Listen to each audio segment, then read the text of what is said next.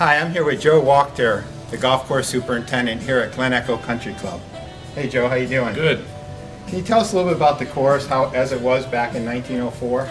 Well, in '04 there were, I think there's probably 10 or 12 holes that are the same today as what they were back then. There might have been some tweaks or changes to greens, complex of things of that sort, but basically the second hole, the fourth, fifth hole, the eighth hole, the 10th through the 15th holes were pretty much where you're playing today, or are going to be where they were played. And there could have been some changes in tees or whatever. There was also changes in bunkering. We don't have any fairway bunkering anymore, where we used to have probably at least 4 or 5 holes, maybe even 6 holes that had nice cross bunkering, had bunkers down the side. But Mr. Tillinghast was hired by the PGA and came through in the late 30s and made the golf course more golfer friendly and also more maintenance friendly, which is kind of the mantra of today's golf world. And they took out a bunch of bunkers, and it was designed by Scottish folks, so it basically had the Scottish feel. It did have a lot of large trees on it, but there were clumps and groups of trees.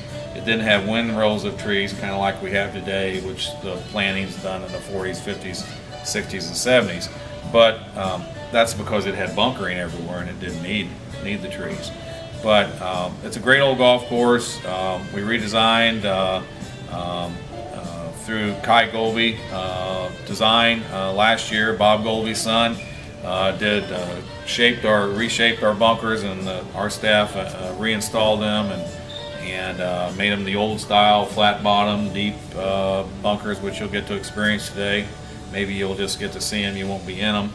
But But I know my game. Yeah, it's a great old golf course. Has pretty much one plane greens. They're either playing from front to back or left to right or whatever. But you'll see through your experience on the course that there's almost a break on every putt unless you're putting uphill.